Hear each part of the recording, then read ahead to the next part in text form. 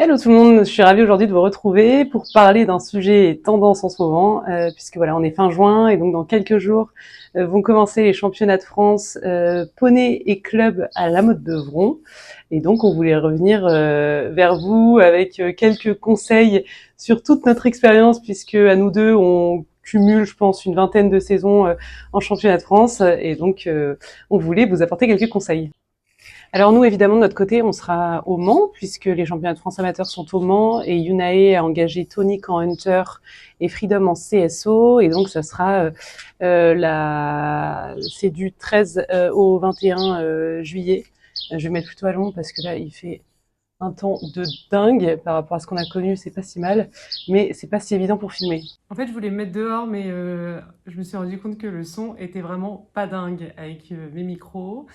Encore une fois, vous connaissez le fil rouge de la chaîne, hein, donc on avance sur ce sujet, ne vous inquiétez pas, bientôt ça sera beaucoup mieux. D'ailleurs, ça fait longtemps que j'ai pas pris la parole sur cette chaîne, donc je voulais déjà vous remercier parce que vous êtes chaque jour de plus en plus nombreux à nous suivre et donc ça nous fait toujours très plaisir. N'hésitez pas à vous abonner. Et évidemment, pour le thème de la vidéo, n'hésitez pas à commenter l'épreuve que vous allez faire cette année, parce que ça nous intéresse beaucoup. C'est vraiment de très très bons souvenirs pour nous. Voilà, n'hésitez pas à nous dire. Et alors, pour démarrer les conseils, alors le conseil qui va paraître le plus évident, c'est qu'au championnat de France, le temps est complètement incertain et donc prévoyez des tenues adaptées pour des journées très chaudes et des nuits très froides. Et même parfois la journée, évidemment, il peut aussi faire très froid et pleuvoir à torrent. Donc équipez-vous, surtout si vous dormez dehors, pour avoir tout ce qu'il faut, pour être au sec. Prévoyez 2 paires de chaussures, parce que quand vous avez les pieds trempés, c'est vraiment très désagréable, parce qu'à la motte, on fait beaucoup de kilomètres. Donc n'hésitez pas à prévoir 2 valises s'il faut, pour au moins être bien dans ses vêtements lors de ces championnats.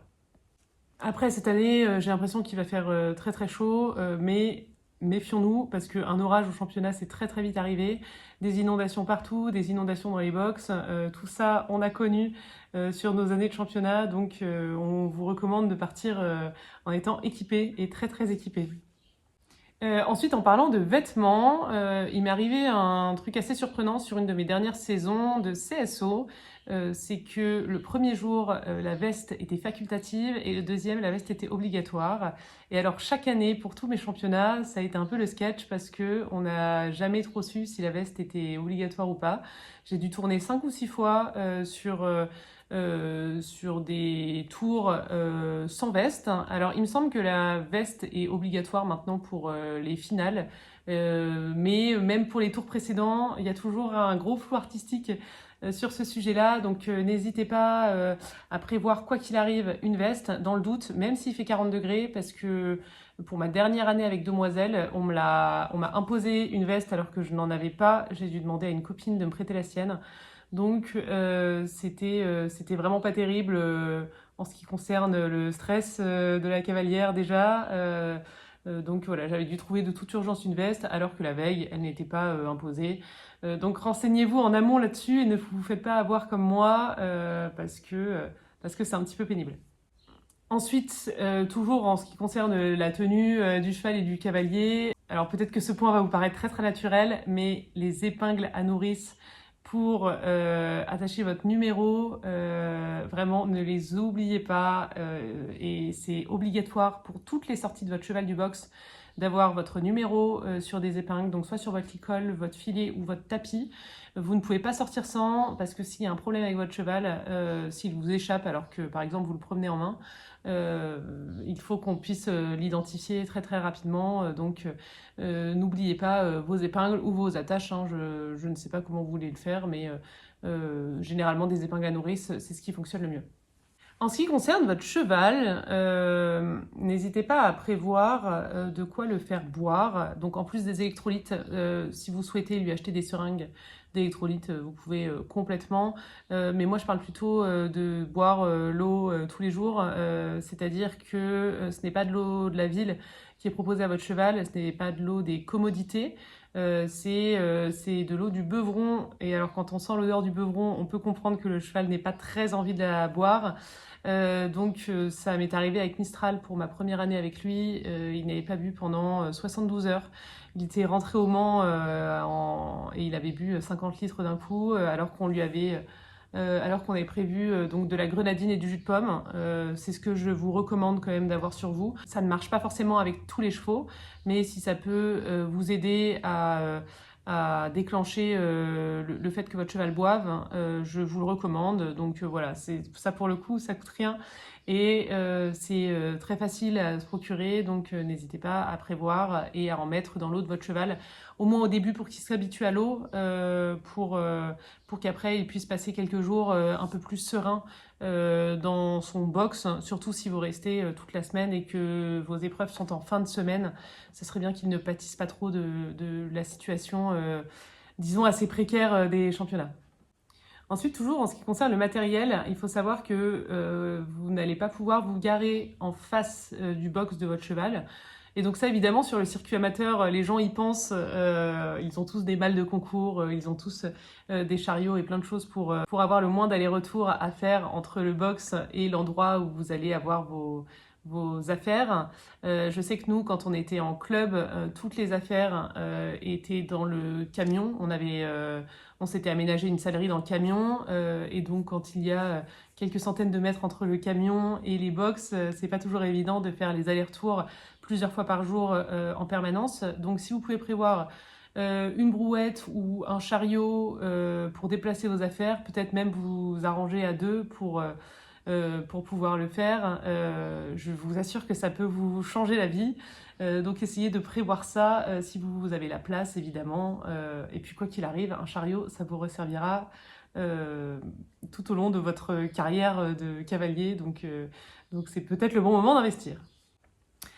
Alors ensuite, les 2 prochains conseils, je vais les prendre un petit peu avec des pincettes parce que c'est des conseils psychologiques. Je vous invite dès maintenant à prévoir un échec en termes de performance à la motte, parce que donc nous, avec Yunae, on est les pros de l'échec, même si entre nous, elle a quand même gagné son dernier championnat, elle a cassé la spirale infernale des contre-performances au championnat de France. Mais il faut savoir que voilà, c'est des semaines qui sont longues, qui sont oppressantes. Parfois, il fait très chaud. Vous pouvez ne pas être en forme, ni vous ni votre cheval, et donc mal gérer la pression. Même si vous avez fait une saison spectaculaire, la concurrence n'est pas la même au championnat. Voilà, il y a plein d'autres facteurs qui peuvent faire que ça ne va pas forcément très bien se passer. Et pour ça, il faut s'y préparer en amont. Les championnats de France, on y va peut-être pour la performance, mais aussi pour passer un super moment avec son cheval, avec ses amis. C'est des souvenirs qui restent gravés quoi qu'il arrive. Enfin, bon, moi j'étais tombée, par exemple, sur ma semaine de complet, j'étais tombée après le 1 sur le cross, et pourtant ça avait été une super semaine, parce que voilà, il y a quand même plein de choses, c'est un esprit d'équipe, c'est une semaine très riche en émotions, il faut que la performance soit, si vous le voulez, votre objectif principal des championnats, mais n'oubliez pas qu'il y a vraiment tout un environnement autour qui est hyper sympa, et vous allez voir, quoi qu'il arrive, j'arrive pas à dire cette phrase, c'est terrible.